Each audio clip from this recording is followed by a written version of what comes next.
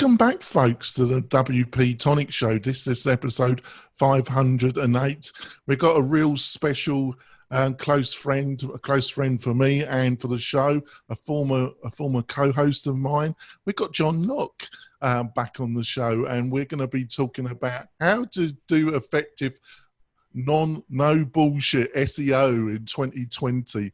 We're going to be talking about how to, if you're a small agency or one-person developer, how you can promote your business locally with effective SEO.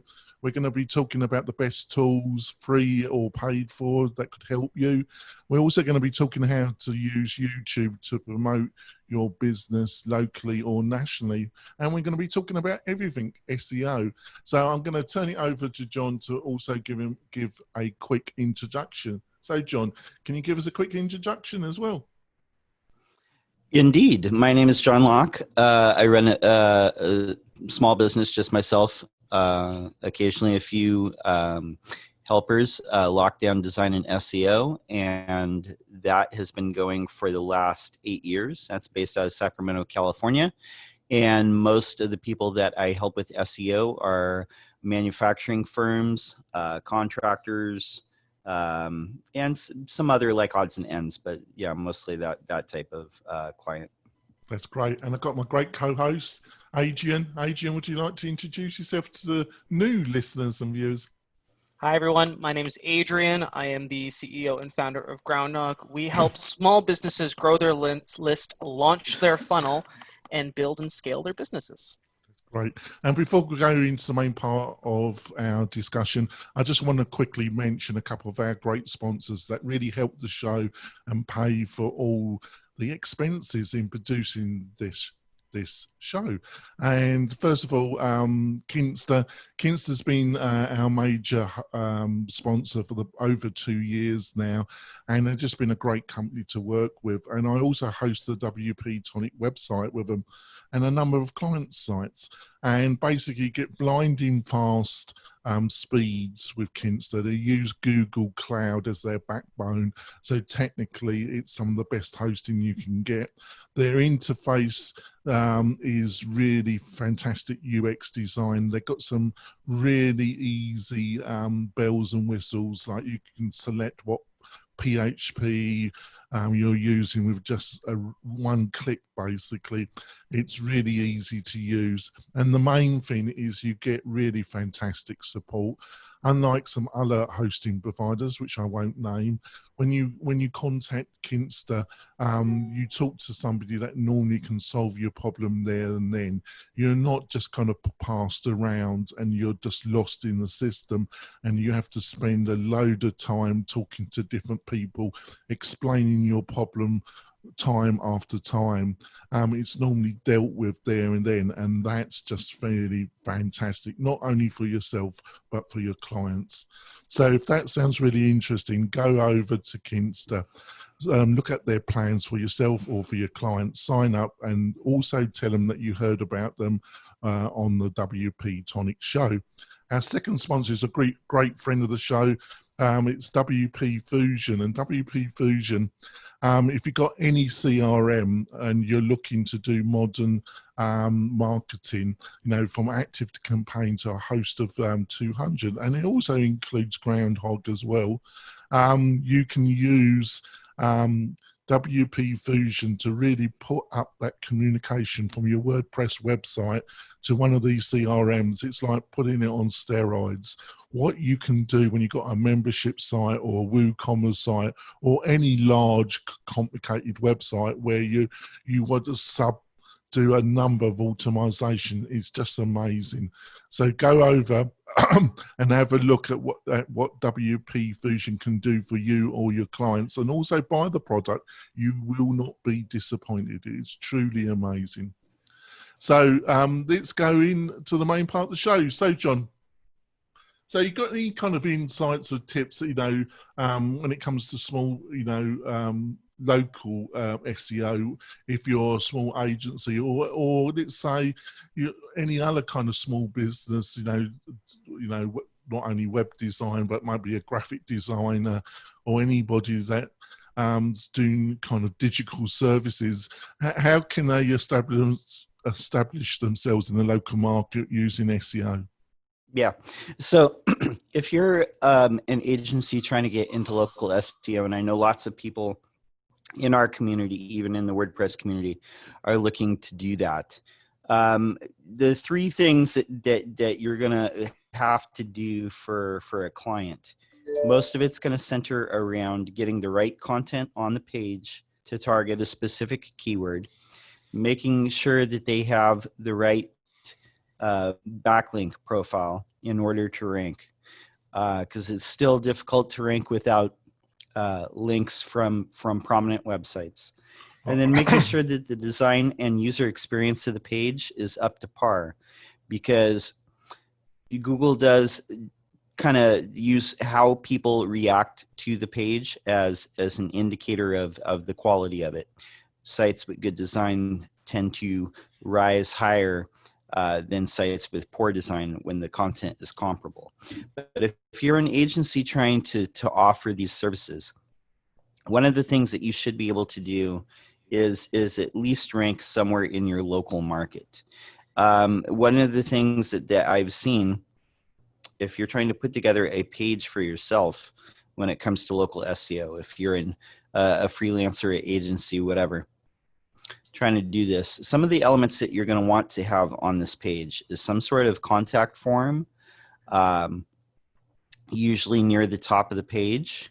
You're going to want to have a list of the types of services that you provide in each local SEO package each month. You're going to want to have some keyword text, obviously, about whatever local market that you're in, and who you help, what you do, who you do it for. Those are just some of the things that you're going to want to have on that page to give it a chance to rank. But if you can get one client and make a great case study out of that and just knock it out of the park for at least one local business, then you can use that as a means to show proof that you can do local SEO for other businesses. So, and usually if you knock it out of the park for that first client, if they know other people in their network that are also business owners, they'll usually refer you to those people as well if you actually make a transformation into their business. Now, one thing that a lot of people are going to suggest out there is to do at first client for free. I'm going to tell you not to do that. You should get paid to do it, because a lot of these things, as far as like some of the tools that you might need to do SEO or to track their local rankings, cost money. Sometimes, setting up links on some of these directory sites might take a little bit of money, or buying local citations like what we call the name, address, phone number, website citations. Those are all going to cost money. So you don't want that to come out of your pocket. So please do charge for your first client. Don't make it a freebie. No. Over to you, Adrian.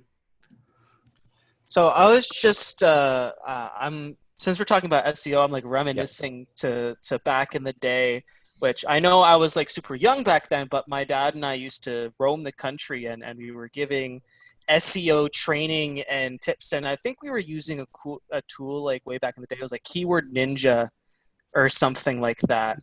And you plug in your domain and it would tell you the search engine power of your domain. It's like if the keyword you were looking for is in the domain, in the title, in like the meta description, and all of those things. Is that stuff still really important? And am I being clear? Yeah, I think I know what you're talking about, because like when I first started doing web design too, it was almost like extensions that you would put into your browser. I think the one that was like popular at the time was called the SEO book, if I remember correctly. But a lot of these would measure the domain rating, and I think like Google still had that API at the time, but I don't think it's been publicly accessible for a long time. But some of them used the Moz domain rating as well for a while. And I think there's tools out there now that like kind of aggregate a lot of those different things into that. Stuff like But what it would do is it would like calculate all of your like backlinks to domain or like backlinks to a yeah, specific page, and then give you kind of like a score on your domain based on a keyword. yeah, and a lot of those, the paid tools can do that as well. For example, Moz, if you put in like certain keywords, or they have, I think they have like it's a spam score. I think it's domain rating. I think Ahrefs. You can put in a specific keyword. They'll tell you like where you rank or whatever. But they will give you like a keyword difficulty. They'll tell you what they call the AR or the UR. It's like a URL strength. So they'll tell you the kind of, it's basically measuring like the backlink power to that specific page and then your overall domain. Mm-hmm. So a lot of the tools out there do something very similar to that. But what I found too is it's not just like the raw strength of, let's say that like each domain or page it's linking to you has a certain power. Like one's got like a 40 domain rating or page rating, and one's got like a 50 and one's a 20. It also matters the type of category that those are in. It can't just be random sites. It's going to be a lot more powerful if it's a site from a similar sector, if it's from the same industry. So for example, if somebody was like linking to Groundhog or to WP-Tonic, if they were both from something like marketing or web development, then that would be more powerful than if they were linking from something like a home and garden site, if that makes sense. It also, the Google ranking algorithm also takes into account the category of the site that's linking to you. And when it's not similar or the content isn't kind of in that same family of stuff, the linking power is a little bit diminished. How do you, because you bring up this whole categorization thing. How does Google decide on what category your website is? Do you get to self-identify, or do they kind of like make that decision for No, you? And you don't get to self-identify. No, No. I mean, you self-identify by the type of content that you actually put on your site. I mean, that has a lot more to do with it than anything. But one of the things that Google has, gotten really good at is actually being able to identify what type of category you're probably in through a couple things. One is through the natural language API, which if you search that out, just search natural language API Google, you'll find the page. But they basically are able to break down the sentences and the text on your page and extract different entities from that, and they can kind of figure out through the different words and through the different, text that you're using on your site through each page, what the main category or what your site is really all about. The other thing that helps too is the entity graph, and these things are kind of all interrelated. But Google, as are most things, by Google. looking at a specific business, like what business categories the site is in on other sites, on Google My Business, on Yelp, on Facebook, YP.com, and all of these other business directory or aggregate sites. It looks at the business category of those pages as well. And if all those line up into like the same thing, then it can say with a high degree of certainty that that site is about this category. Cool. So, lesson is get on those business directories. Yeah. Otherwise, if you like post like weird content for your niche, like something that's like unrelated, but something you just wanted to share and you share it through your platform, can that have a negative effect on your category if Google then goes ahead and ranks that? I mean, if it's like once in a while, if you have like the occasional odd post that doesn't fit into that category, I mean, it can rank, but it's probably gonna rank less well than if everything that you're posting is sticking to the same thing, but it probably won't have a detrimental effect on your entire site because Google looks at individual pages. It doesn't look at the entire site and say, we're going to judge one page by what the rest of the site is. But it does know like what the rest of your site is about. But if that... So it's kind of like weighted. Yeah, it is kind of weighted. Yeah, exactly. Okay. But I would say this too, like if you have like a certain thing that you're trying to rank for, a certain category or whatever, don't make it to where there's too many like fractures in your subcategories. Make sure that everything kind of sticks to one central theme as much as possible, because the more content that you have in one category, the more certain Google is going to be that the entire site is about that. So if you're doing like a manufacturing site, it's probably a good idea to stay away from garden and lawn care. Yeah, garden and lawn care, I mean, is not for like industrial, depending on what it is, like it can be related, but yeah, a better one would be like, something like health and beauty would be like completely opposite. Right. Yeah. So the categorization is a little bit higher level and not as granular. Yeah. Okay. Good to know. Well, we're going to go. It's gone already quite quickly. We've got a ton to discuss. We've got a true expert on SEO and a personal friend. We'll be back in a few moments. We'll be delving in the world of SEO. We're coming back. We've had a little bit of a feast. So I just, because I think there's a clear dividing line between local and regional and national SEO. And I like to draw it back onto the local and regional.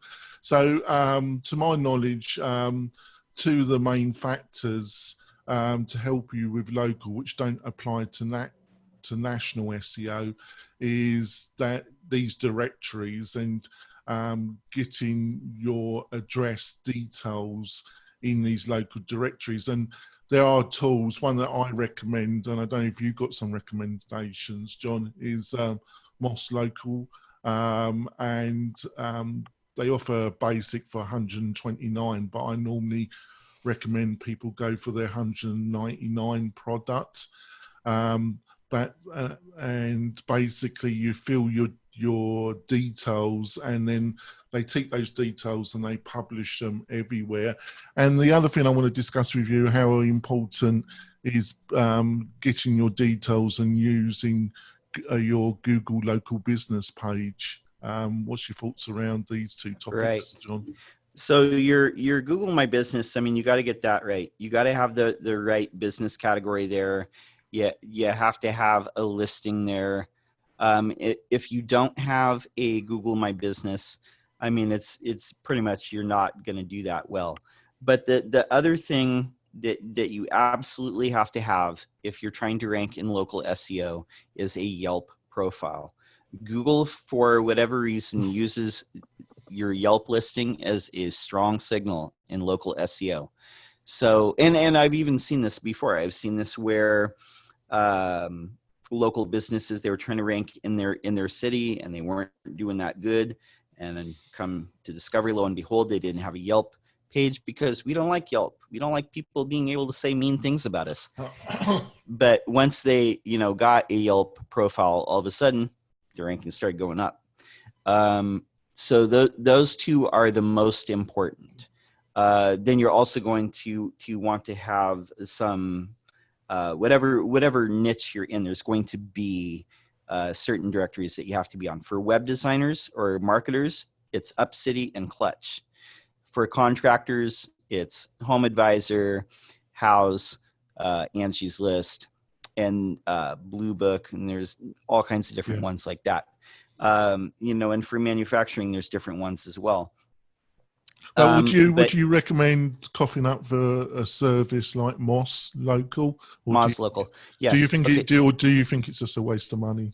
No, Moss Local is fine, but Moss Local has changed too, because back in the day, so a lot of how these citation services like WP.com and Info Group and Merchant Circle and all these different ones. They all kind of are part of different companies can update them. And there's a name for it. I can't remember what it is right now. But there's different ones that are allowed to do that, like Yext, Uberall, which basically Moz Local used to have their own service, their own proprietary service that was allowed to do this, but now they're white labeling Uberall. Yeah. So could you go, is it cheaper to go to Uberall direct if you can? It's actually cheaper through Moz Local. Right. Yeah. But what I've usually do is I'll usually do a citation campaign in Bright Local or White Spark. White Spark actually recently just launched a service where you can set up these citations as a per citation basis, but you can also control the listing. So if something like the address changes later, you can change that later. So that is kind of a preferable way to go. Yext is the most expensive. It costs like astronomical amounts to do, but all these are kind of the same. YP and Dex Knows are like another one. They're like merged together. The Factual and some of these other ones, they used to let you do manual submissions, but now you can't. So a lot of them are like that. You have to go through a service. Right. So yep. Over to you, Adrian. So at least whenever I see SEO conversations happening on like Facebook or whatever, right? Someone says, listen, I need to rank on Google. Usually the top 10 comments go something like, well, you need to start a blog and you need to have content and you need to spend a week just creating all of these posts and all of this content.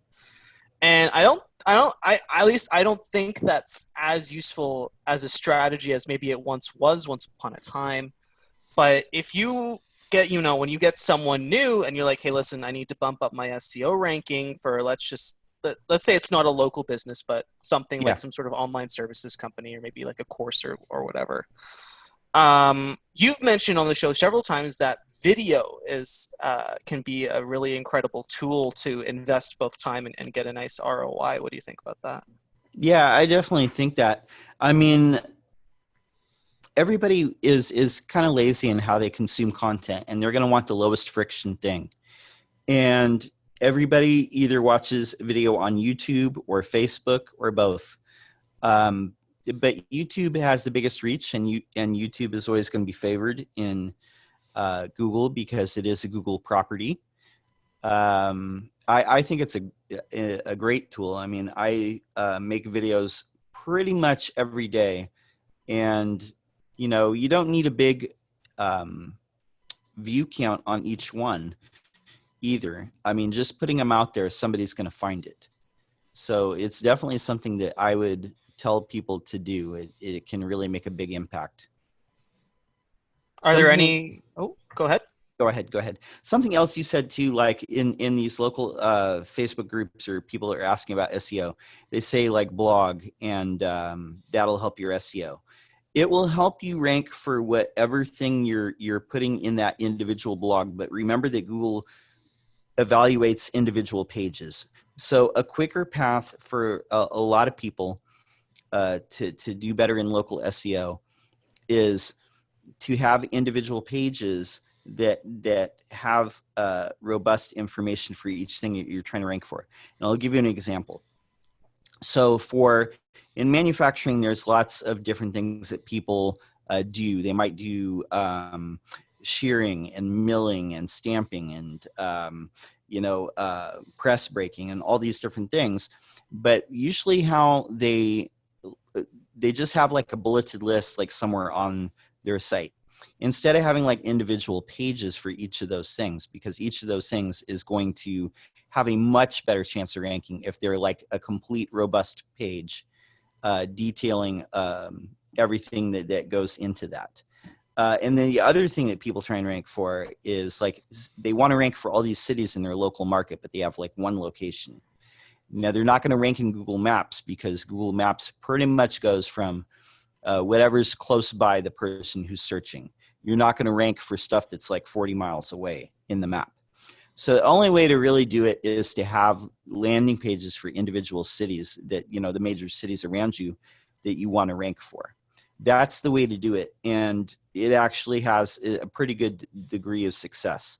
So before you get to blogging, make sure that you have the more pages on your site that target the individual things that you're trying to rank for, because a bulleted list or just like mentioning it once on your homepage, like what city you're in, is not going to do it. You got to go more detail and more depth. You really have to spend the time to create kind of like those granular details and Yes. go through the process, because is there a recommended like amount of content when you're building those pages, and does there have to be differences? Can they all just be like exactly the same with a few words changed, or yeah, how does that formula work? I wouldn't do them all exactly the same with a few words changed. I mean, I wouldn't do it like that.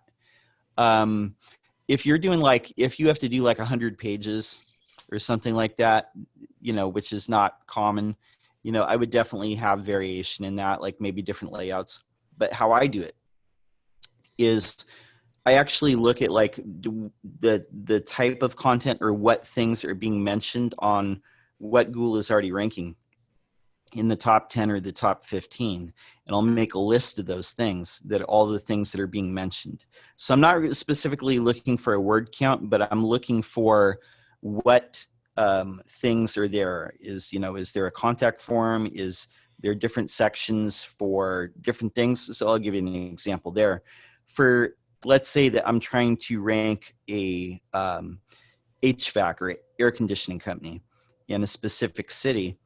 A lot of times, you know, things that are going to be mentioned will be, you know, air conditioning repair and installation, heating repair and installation, air duct cleaning, indoor air quality might be in some cities, might be commercial HVAC. It might be all kinds of different things like this, ductless HVAC. So these are all sections that would be on that page for a specific city that you're targeting.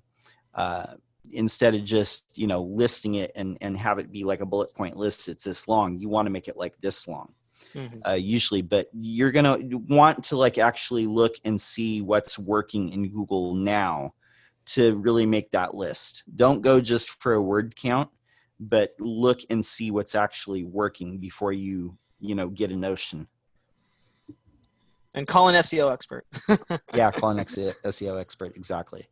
We're going to round up. It's gone quick. We're going to have some bonus content, which you'll be able to see on the WP-Tonic website and also our YouTube channel, where I'm going to be discussing with John kind of more national SEO and some of my own experiences, and seeing if John agrees with some of the things that I have concluded by my own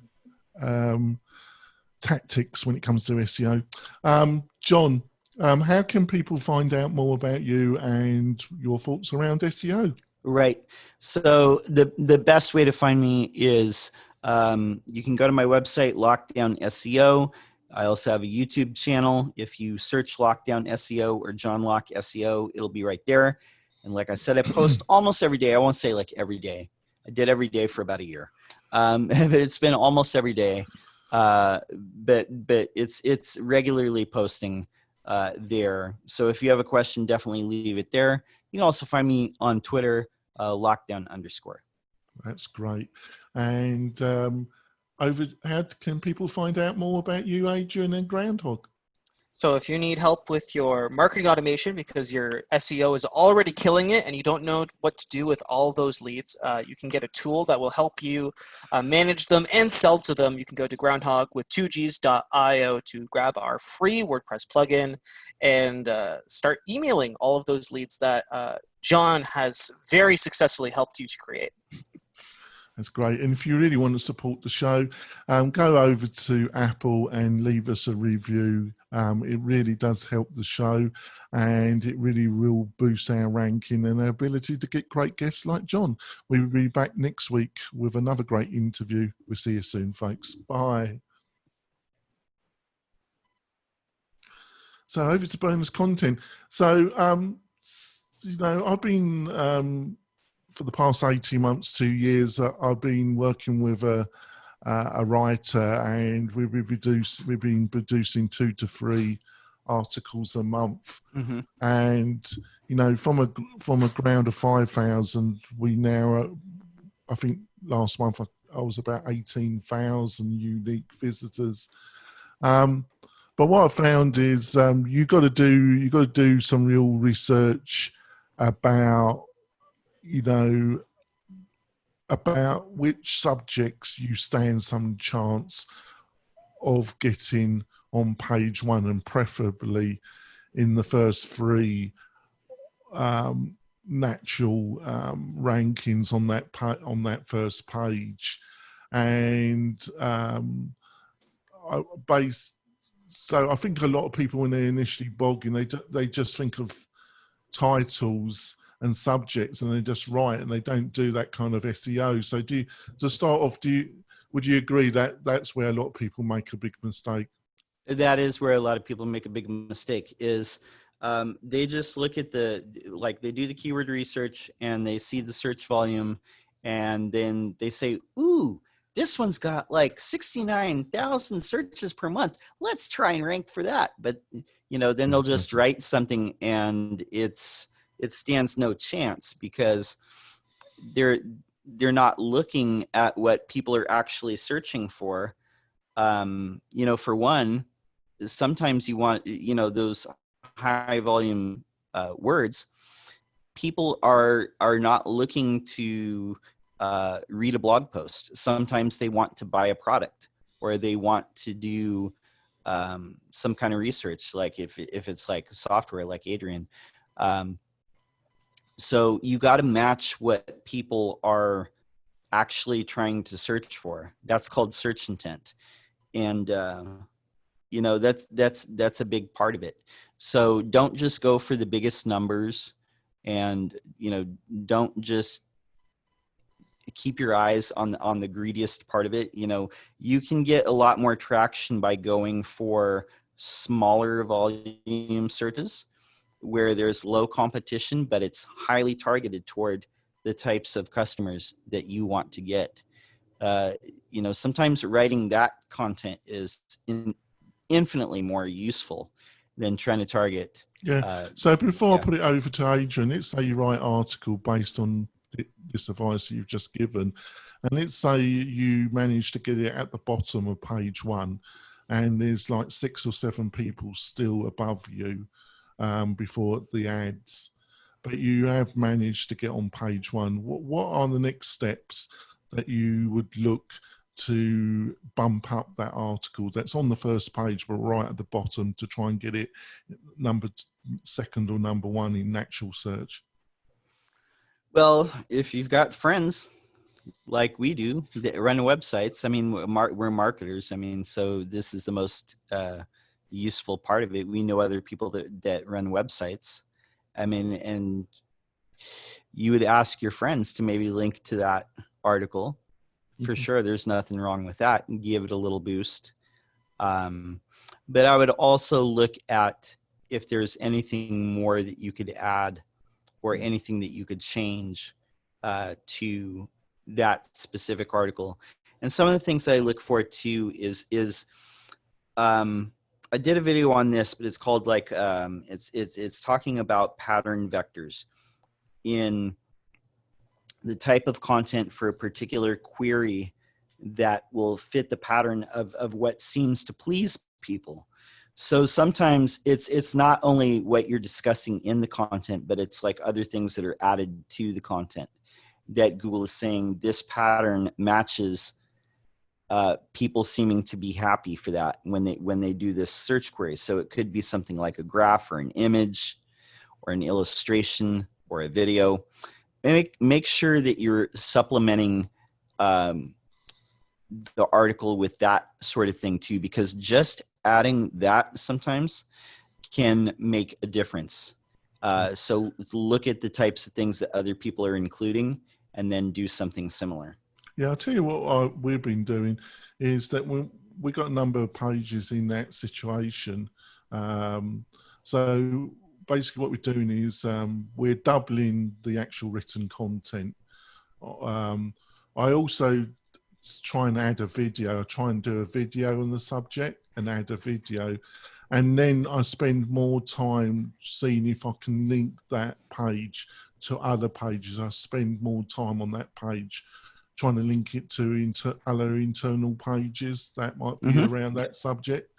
And also I re-look at the page titles and the meta description.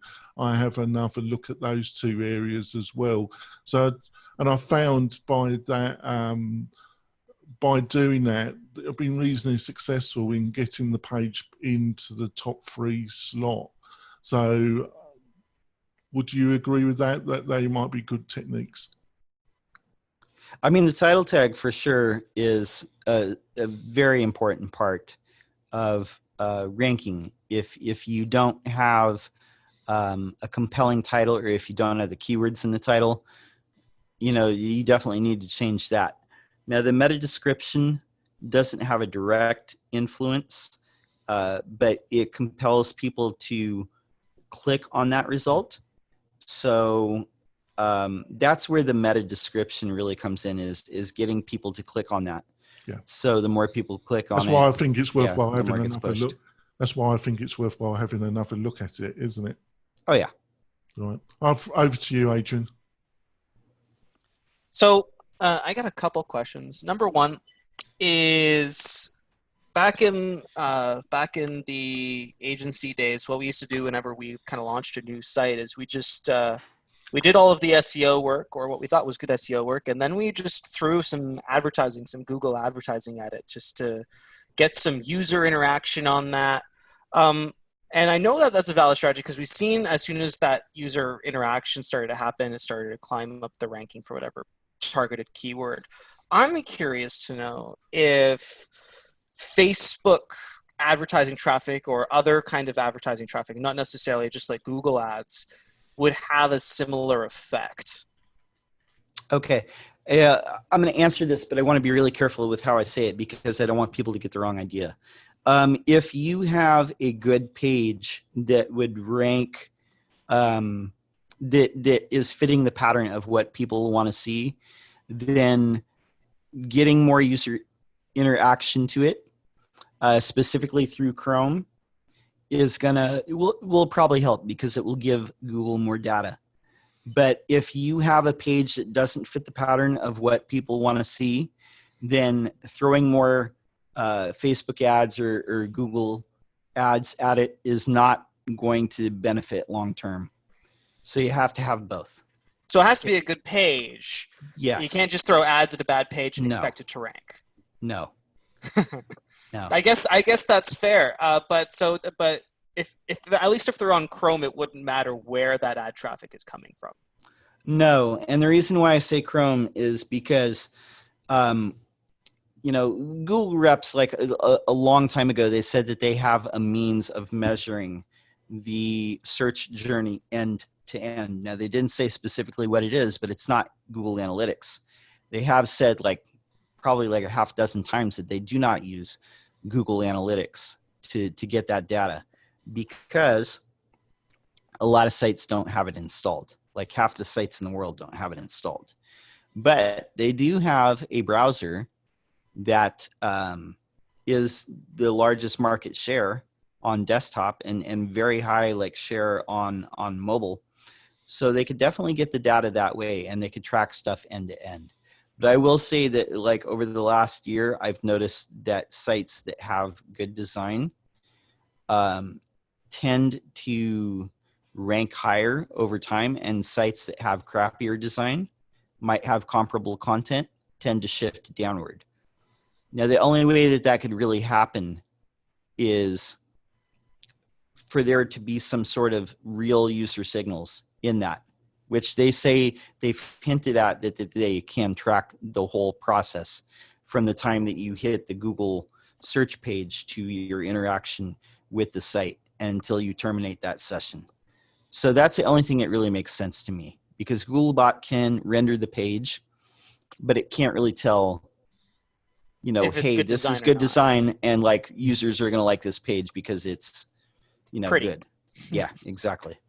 And people tend to gravitate more to something with a nice user experience, minimal like clicking, minimal refreshes, where they can get all their content in one place, versus like a 1999 forum website. Yeah, exactly. Yeah. Something that doesn't look 30 years old. Exactly. So, well, it's kind of linked to credibility, branding, credibility, the desire maybe to click further into the site because one's initial 5-10 second impression has been rewarded, so you go further. And these are all signals, aren't they? Yeah, but something you say there though, like, I mean, you can click further into the site, but bounce rate is not a ranking. They don't use it for ranking because people can get what they came for and then leave. That would be a bounce. A bounce, 100% bounce just means that they went to one page and they didn't click on another page. It has nothing to do with whether people accomplish the goal that they came there to do. So that's one of those things that like people need to like completely, forget about. Bounce rate has nothing to do with SEO. It's like whether they come there and they accomplish the goal, whether it's read information or buy a product or accomplish a task, whatever it is, they need to be able to do that on that page. Yeah. But that's fantastic. But does a certain percentage of those that stay on and spend more time on the site, is that a good sign for Google as well? Well, I mean, there's going to be a reasonable amount of time that's on each page. I mean, that's going to indicate that people are getting what they want. I mean, they're not going to read like a 3,000 word article in 20 seconds. What about the social side of it? Is that, if they read I think that's fantastic what you said about bounce, because a lot of people are still very fixated about that, aren't they, to a high degree. But what about the social signals, sharing on social media? Is that something that Google's increasingly looking at as well? It's something that they used to use because they used to have contracts with Twitter. They had they didn't have to crawl link, but they had basically access to the unfettered fire hose. And I think that they had a contract with Facebook, and this is like a very long time ago. And I think they have a working relationship with Pinterest right now, but that's not really confirmed. But they don't use those signals anymore because some of these social networks, they clamped down their access and they made them basically crawl link to link. They didn't give them like unrestricted access to all of their data. And because of that, they don't really rely on that. And the second reason is likes and shares and things like that are a gameable signal. There's something that can be gamed by buying a bunch of fiber gigs or hiring people on Amazon Mechanical Turk or whatever it is, or Upwork. So any signal that's a gameable signal is not a good signal for whether people are happy. It can correlate for sure. I mean, if it's a good article, then people are going to get more eyeballs on it and they're going to share. But I think that they want to stay away from using signals like that for ranking if people can manipulate them. Right then, John. I think we covered a load of stuff here. I think it's been really quite rich, and we've covered a ton of stuff. Thank you so much for coming on the show. John's been a great friend, and he really knows his SEO. Go to his YouTube channel, and you'll be able to see the breadth of subjects that John has covered over the past year. It's been amazing, and we'll be back soon, folks, with another great show. See you soon. Bye. Bye. Bye, everyone.